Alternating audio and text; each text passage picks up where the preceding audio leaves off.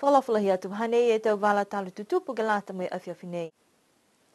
Kamatai e whahi ngā hua tuku hau ke tuku e tuku hau ke tau tutungi he tau whono takitaki maanga ke he kuata whakausi mai ia iuni. Whai laka anga fō e whāma i waia ke lata mai whakafua he tau lupo vai mai tau lupo nonu. Whakatumaua ngā ia e mtakau tauha niwe ke kumilamata ia tu ke he tau niwe New Zealand pia ni ke he motu ke lata i mai whakamanatuanga tahaseo tau he mahina ha o ke tapa. Ko hoko atu tuai e tau matakau haniwe ke he tau whewa sipote he Pasifika.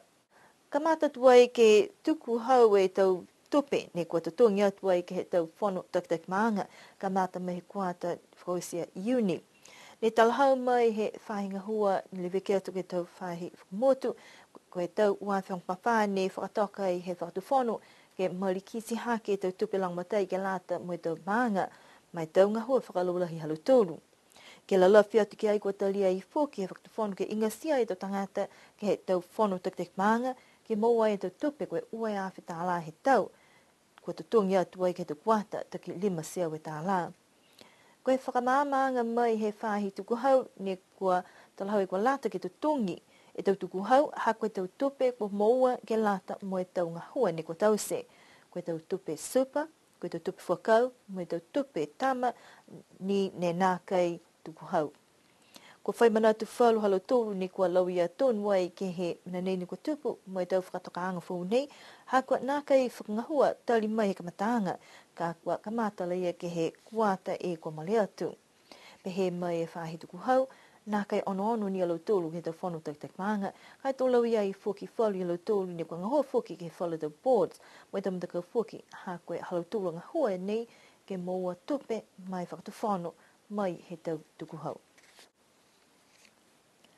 Kua kamata tua e matanga hua ke whaama i vaia ke lata mo i tō lupo vai, mo i kua amanaki ke kamata ke whakafua, koe whaama nei ne whakatua i ke lata i mo i tō puke nonu ka kua whiawhia, ha kua mai ke lalafi atu whoki e tō whakaroanga nei. Talhau ia ne kua takitaki atu ke tō whakaroanga ke mga ahu nei, koe whafuanga tō mai ke ai ke whakaongai ue a whi lita wala vai he tahe whahi tapu, ke tuku ai ke tō lupo ke whakafua i ke he motu. Kua whitani he whakatutala mo i whalua tau mau koloa pia whoki mo e whalua tau whale taliwhinonga tunge matawai ke tā atu whoki tau lupo vai nei ke whakafuai. I loa mai mo lea i tahe awhi lupo vai mo e tahe seo lupo nonu ne kua mai ke i alutul ke whakafua atuai he tahe e whahi tapu. Koe tau koloa nei ne kua liu whakamailonga mo e tohia ki ai e matahingoha niwe ke kisia maali he tangata koe koloa mai niwe ne kua mai ke i whoki alutul ke ota. Koe amana ki anga whoki ke halotoro ta whakaroanga ki vaia, koe hongfu maua e awhi lita puke nonu ne kua tau siwase ke tātua i ke motu kua Iapana, longa i whoki tau amana ki anga ke lata mi tau whakalaulahianga ke hinga hua ke whaama i vaia.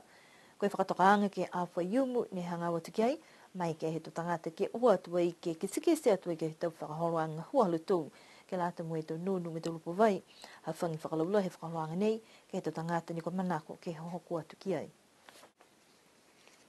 Kua mawhala tuai e tau whakatutalaanga he matakau RSA haniwe ke kumilang motai mai taha maka whakamailonga ke lata mai tuanga taseu tau tali mai he oe tau kautau niwe ke whilakutaki whakamua he lalolangi. Koe tau whahitap kua kuku e kua mole atu ne ua tuai mai whakatutalai mai tau niwe i New Zealand ke whakamama e tau whakatokaanga mai tau whakamanatuanga he mahina ha o ke tapa he tau nei. Ne talahau mai i e matua koe patron he matakau RSA haniwe kua watu e ke ole lamatai tupe mai he te mga whao i New Zealand mai kua whai whakatokaanga tuai he mga honi. Takahifo e maua e account e Kiwi Bank ke koe hingoa ni ka lau tūru ko maua e tau mana whakarofa ke tau pukara tupe ke tuku mai ke langamatai ke tau ngahua he matakau RSA tau tūru ke lata mai aho. Mua we atu ke tau seanga he maka kautau ke whakamanatua ke seu tau la fiki ai hai fo ke tau pine kua mamna ke mtakau ha tau tulu hinai RSA ke tau se tau pine ke whakamanatua ke aho. Si haia e tau umoianga mo e manakolahi ke tau niwe ha tau tulu me tau mtakau ka mua ato ke tau whanau ne tutupu mai tau matua ia ke lango matai e lau tulu e whekau nei hatau tūru e motu. Si amamana ki whakalahi a mautūru me takau RSA, ke maopo mai e tau tupe me tau whakarofa harau tūru to osi mahina nei. Hakua manako mawhisi e me takau RSA ke mau e tau whakarofa ia. Kai tātu ke deposit ea ki tau seanga he urumaka he motu ko New Zealand. Kai whakawhano mai urumaka ki nei si whakatua i to hoko e mahina ke topa. Ne pehe mai ia mahuinga lahi e whenonga nei ke moe da whakawhitu ianga mo e tau niwe New Zealand ke kau whlataha ke tau whakamnatuanga mahuinga nei. Koe whi tā whoki ni he whai whakaroanga ni ko tau sei ke motu puhala atu ai ke leo taonga niwe mo e lali ai ke astupe fuafua koe whitu e hawhitāla ni ko lali ke moa ke lātu me urumaka kau tau whou. Tuku atu ai ke ia e tangata wangahau ke iloa ko hokosia na kai e tau langmatai ke halutura tau manako. Ai la hokosia ia. Ha koe fuafua ki ai kai ke kua ha ke tunga nei a kai mahani tau manausi. Ha hai ai lau tūru ne whakakisi tau manatu ki lunga leo taongo ke tau tupe kai naka ila tuku i tau tupe harau tūru. Kai mamanaki ke tuku mai i tau tupe harau tūru tunga i ne whakakisi te au. Mua atu ke lau tūru hinai, to osi mahina nai, pina New Zealand, ko matuta ki whoki. Ke matua ko Patrick Lino, ke Liuni, ke Whasia ki whoki, whakailoanga ia he rea taongo. Ke matuta ki atu ke tau matua ko Ringi mo Siskefu, i New Zealand ni ke lata ia mai tau tupe. Whakaalofa harau tūru moi tau tupe ke lata mai tau pine. Tau manatua ke a. Le pehe mai ia ko tokolonga tau tangata ni ko tūtala ke langwatai, ka kua naka ila ki sio ko tuku e tau patanga tupe, ka kua mai ke alo tūru ke toka hifu ai e he Kiwi Bank, ke alo tūru he motunako New Zealand. Koe tupe a matūru mga o nega tahi a whihiwe sio, ko moua. Ka koe ama mana ki ke tunga ia, tongalonga ngai a lau tūru ne kea mai tau hingoa ke lea taongo whakamua, he watu ia maua mo presteni ki lunga lea taongo ni wea tau tūru. Kai la mau popo ia tanatio, ka koe tupe ko maui matūru, he mga honai, lafia ke tupe ne maua mai New Zealand, tahi a whihiwe sio. Kua mamana ke mtakau ke pā mai whakausi ai e tau asianga tupe ke matahiku he mahina nei. Koe aho pungi tō whai whakahoranga la tūru ka tau sei ke he lau taong niwe, ka mātai he $100 hewa, ke mai ke he tō tangata, ke matutaki ai ke fua ki tupe laumatai, mai matangahua lahi nei.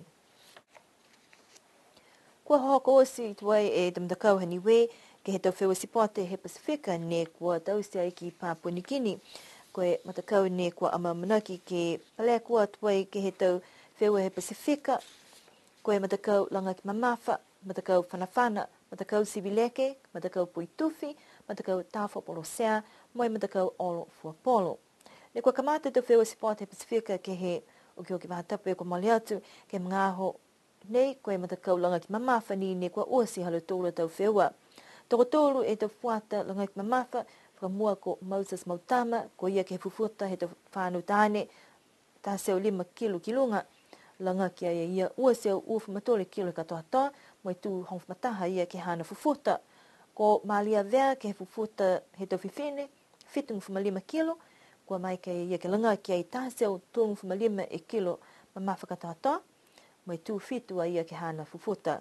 Whakausia ki aia motoria tano, langa ki aia ke fufuta 5 kilo ki lunga, moi moa ia hingfu mataha kilo ni langaki, tu hong fumaturua ki hana fufuta.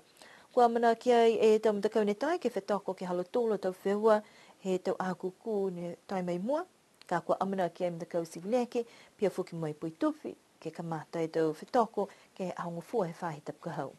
Whakausi nei hatatolo tau walatala tutupu ke lata i mai awhip nei, amana ki liviu ke whawepe nei fuki whahi tapukahau, ke manuine ko ki whahatap ni hangawat ki ai, mua atu ke he tau whewua usika, ne kua manake ai ke whakahoko pia fuki ni wanima ke whanongonongo ai ke he lau taong niwe, ke pungpungi a pungi, ke lata i mta whakaroanga ia he niwe RSA, ke lata moe maka, ke lata mta kautau, he mahino ki tapa. Ke ano nofwa, mnini po, toliri wa tutulu ke whalewe pehenei fuki ke whahi tapukahau.